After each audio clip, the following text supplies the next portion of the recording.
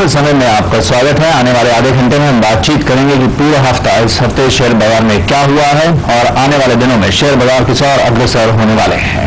और इस पर बातचीत करने के लिए हमारे साथ इस वक्त स्टूडियो में मौजूद हैं नेफकॉम सिक्योरिटीज के मैनेजिंग डायरेक्टर श्री विजय मेहता साहब। विजय जी, आपका स्वागत है।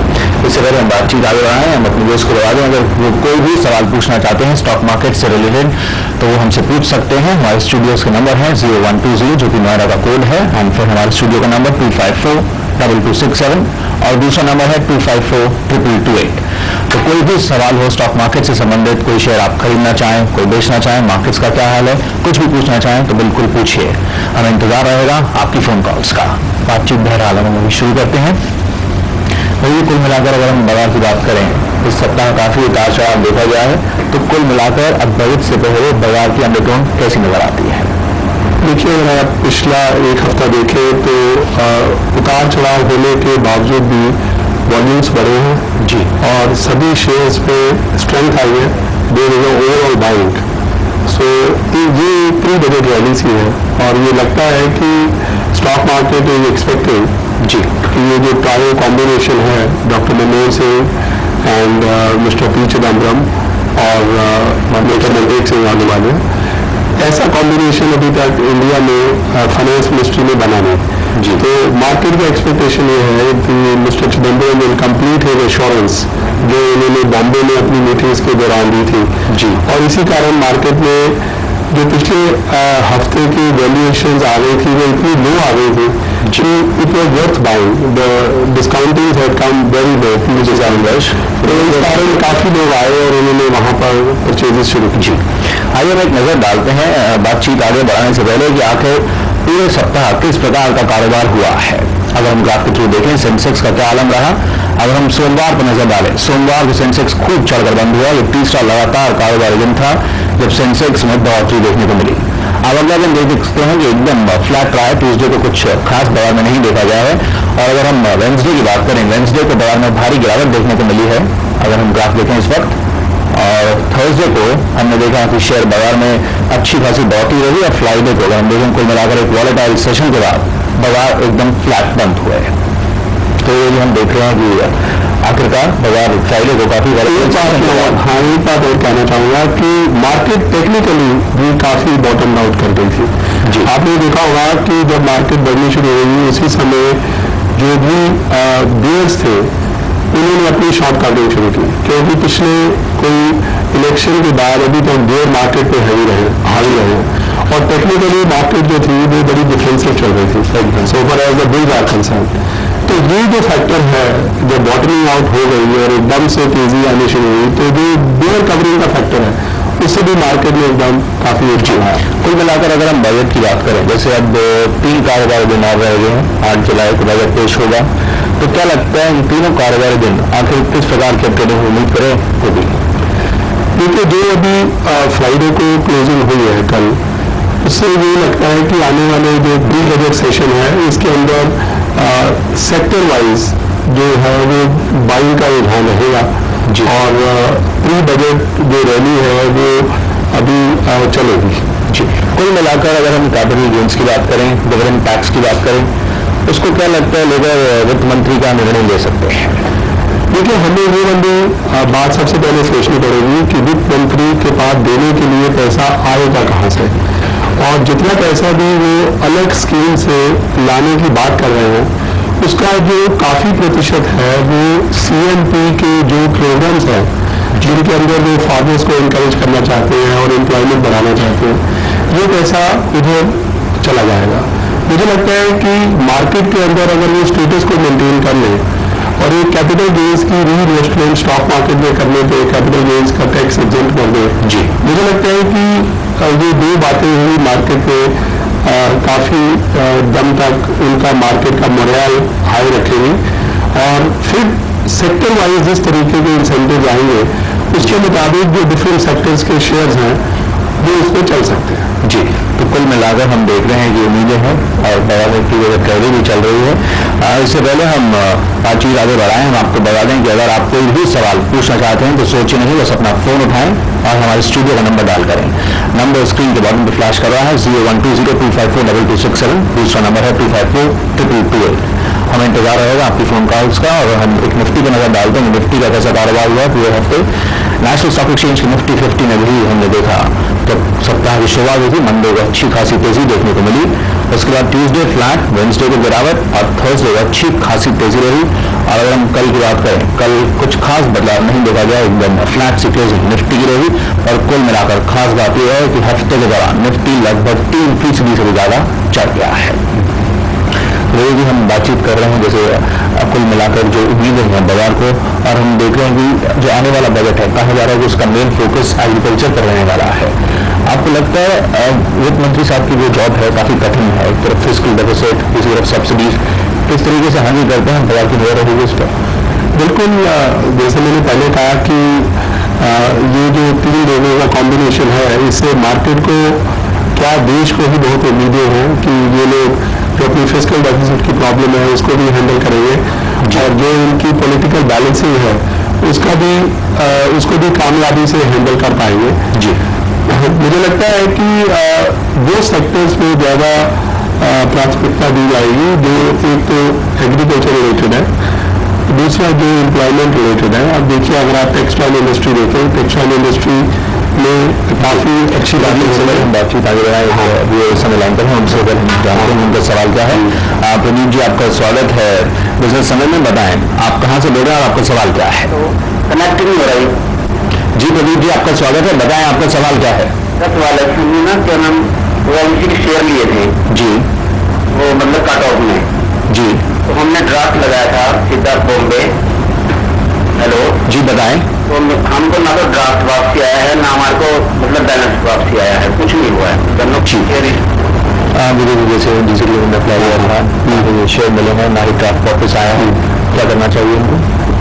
देखिए, ओएनजीसी के बारे में बहुत ज़्यादा कंप्लेंट्स आ रही हैं, और जो इनके रजिस्ट्रार्स हैं वो लोग अभी तक इन्वेस्टर्स की प्रॉब्लम को सॉल्व पूरा नहीं कर पाए, जबकि थोड़ा थोड़ा सॉल्व करना उनका शुरू तो हो गया है। मैं यही सलाह दूंगा कि आप लोग सीधा उनके बारे में सेबी को और स्टॉक एक्सचेंजेस को और ओएनजीसी को और गवर्नमेंट ऑफ इंडिया को अपनी कंप्लेंट्स भेजें जी, और उसके रिमाइंडर बार बार भेजें, ताकि वो लोग जो है वो आपकी समस्या का निदान कर सके। जी, you have to just wait and follow. जी, आपको फॉलो अप करना पड़ेगा, सभी वगैरह से भी आप कंप्लेंट्स दर्ज कर सकते हैं। जैसे विजय साहब ने बताया, ओएनजीसी से संबंधित काफी कंप्लेंट्स आ रही हैं। रंजीत जी इस वक्त दिल्ली से फोन लाइन पर मौजूद हैं, जानते हैं उनका सवाल क्या है। रंजीत जी, आपका स्वागत है, बताएं क्या जानना चाहते हैं आप? रंजीत जी, बिजनेस समय में आपका स्वागत है, बताएं क्या सवाल है आपका?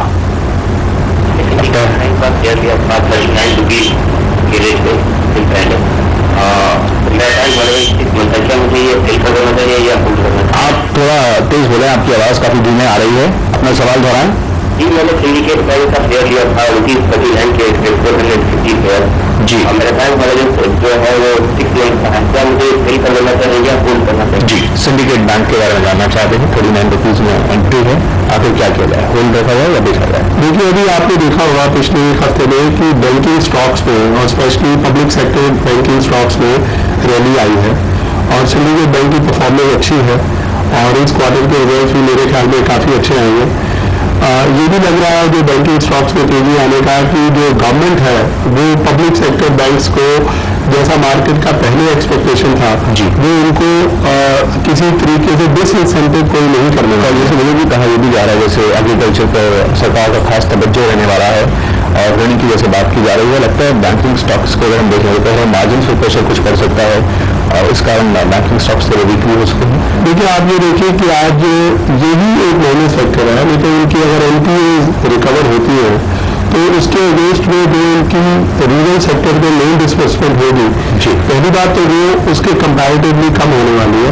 दूसरा ये है कि हम लोग अगर ये मान के चले कि रूरल सेक्टर टोटली पे ऑफ नहीं करेगा, and it is like a subsidy, वो मुझे लगता है कि देखने का दृष्टिकोण शायद पूरा ठीक ही होगा। Government will definitely come out with safeguards with which the bank don't lose their money in totality।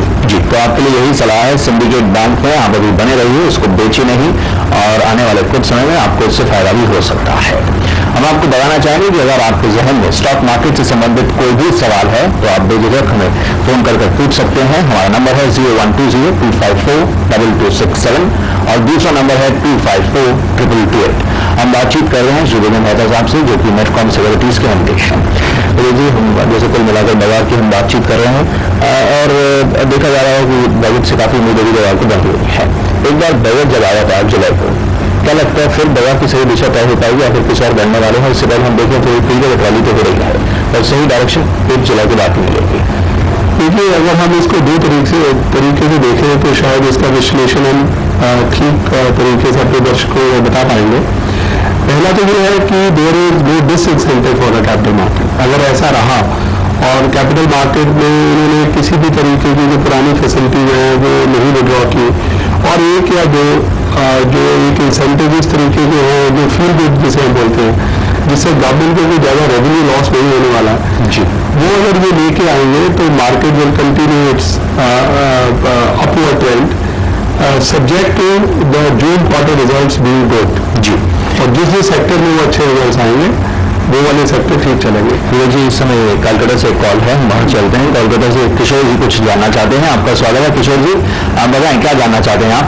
हाँ, मैं भी कलकत्ता से बोल रहा हूँ जी। आज होल्डिंग फ्रॉम बैंकिंग शेयर जी, like Vijaya bank, UCO bank, Allahabad bank and central bank. So I would like to ask Mr. Mehta, hold on at this rally or should I out from this rally to bid this share? जैसे अभी हम banking stocks का जिक्र कर ही रहे थे, अभी एक कोई सिंडिकेट बैंक की आई थी, तो विजय साहब का यही आपके लिए एडवाइस रहेगा कि आप अभी बैंकिंग स्टॉक्स में बने रहिए। हो सकता है बजट के बाद इनमें रैली आई है और आप अभी इसको बिल्कुल भी एग्जिट से ना करें, इसको बेची नहीं, होल्ड करके रखें सभी बैंकिंग स्टॉक्स को।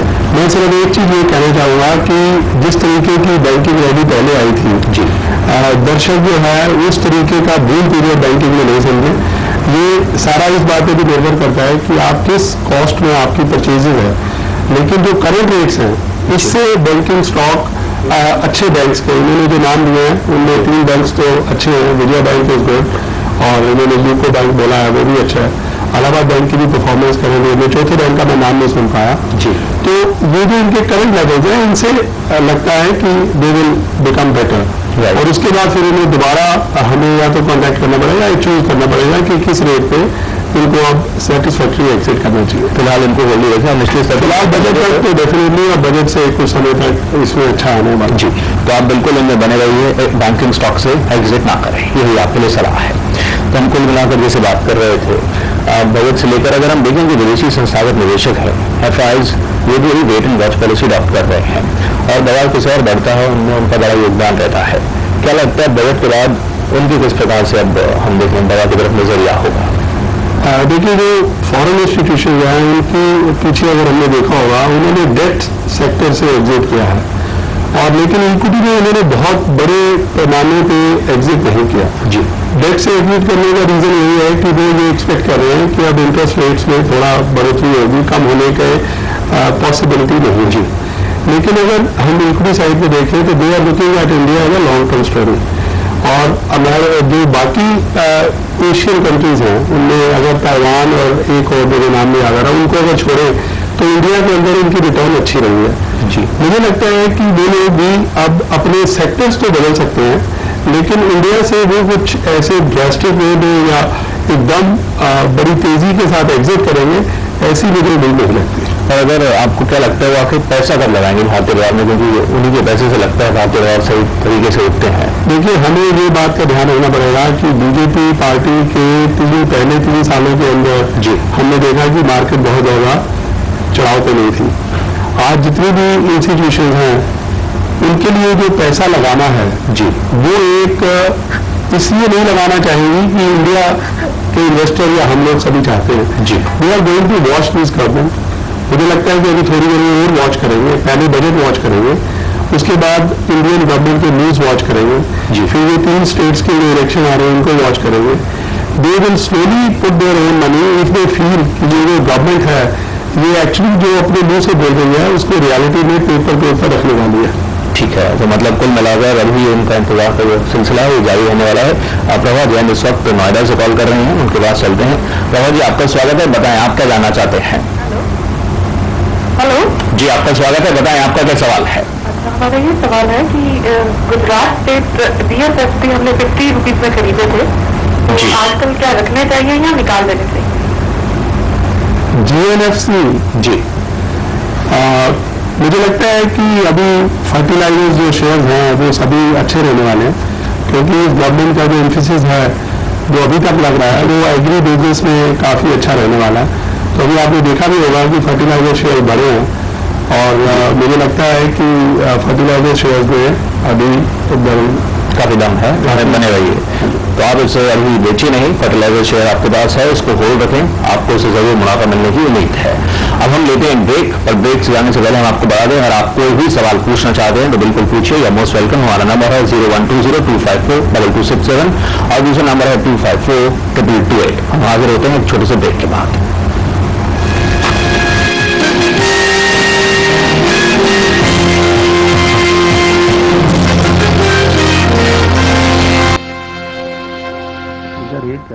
ब्रेक के बाद आपका स्वागत है। आप देख रहे हैं बिजनेस समय। हम बातचीत कर रहे हैं शेयर बाजार की, आखिर क्या हुआ इस पूरे हफ्ते, आने वाले दिनों में क्या होने जा रहा है। अगले सप्ताह हम देख रहे हैं बजट आने वाला है, बाजार को उसको लेकर काफी उम्मीदें हैं और उससे पहले हम देख रहे हैं बाजार में काफी हलचल भी हो रही है।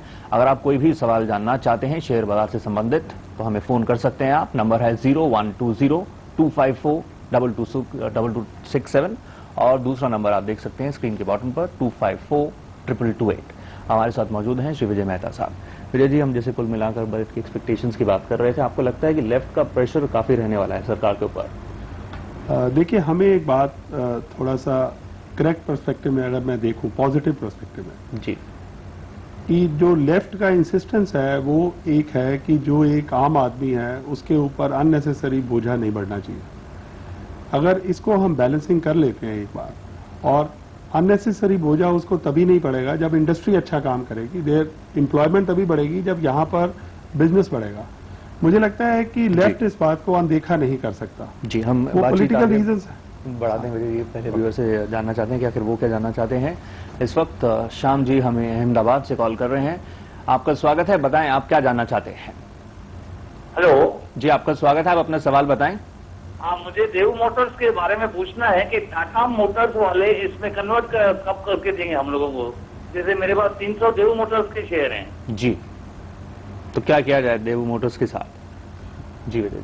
देखिए, इसमें श्याम जी ऐसा है कि अभी तक एक न्यूज़पेपर अनाउंसमेंट के सिवा टाटा मोटर्स ने सबसे पहली बात यह है कि उन्होंने इसको अब्रॉड में टेक ओवर किया है और ट्रक डिवीजन को टेक ओवर किया है। वेयर एज जो देवू मोटर्स है उनका कोई ट्रक डिवीजन इंडिया में नहीं है और अभी उनकी कार मैन्युफैक्चरिंग फैसिलिटीज जो है वो सब बंद पड़ी हुई हैं और जितने भी उनके क्रेडिटर्स हैं वो उसके लिए बायर ढूंढ रहे हैं, पहली बात। दूसरी बात यह है कि जब तक इसका पूरा का पूरा एक ब्लूप्रिंट पब्लिकली अनाउंस नहीं हो जाता तब तक ये सिर्फ गेस वर्क ही रहेगा कि देवी मोटर्स के बारे में क्या होने वाला है। मुझे लगता है कि आप अभी आपको चुपचाप ही इस इन्वेस्टमेंट पे बैठना पड़ेगा और जब कोई डेवलपमेंट होगी और उसके बारे में सभी समाचार पत्रों में और ट्रेड में अनाउंस होगा, उसके बाद ही इसके बारे में हम कुछ आपको बता पाएंगे। राइट, तो अभी फिलहाल इसमें बने रहें क्या? अभी कोई चॉइस ही नहीं है। जी जी। हाँ, तो अभी क्या मतलब करेंगे? कभी कोई भी ऐसी न्यूज उस काउंटर पर आ नहीं रही है, तो आपको अभी यही सलाह है कि इस काउंटर में बने रहें, देखते हैं कुछ आगे हलचल होगी। विजय मेहता साहब, आप बताएं आखिर क्या लगता है किन सेक्टर्स में अगर कोई निवेश अगर करना चाहता है तो करे? देखिए, मुझे लगता है कि एक टेक्सटाइल सेक्टर जो है वो ठीक रहेगा, क्योंकि अब अपना कोटा रजीम भी खत्म होने वाला है 2005 की बिगनिंग में। दूसरा, मुझे लगता है कि जो एग्रीकल्चर रिलेटेड सेक्टर हैं, जिनमें वो कंपनीज जो एग्रीकल्चर के साथ काफ़ी क्लोजली जुड़ी हुई हैं, उनके अंदर अच्छा हो सकता है। एनर्जी सेक्टर, ऑयल सेक्टर जो है, ये मैं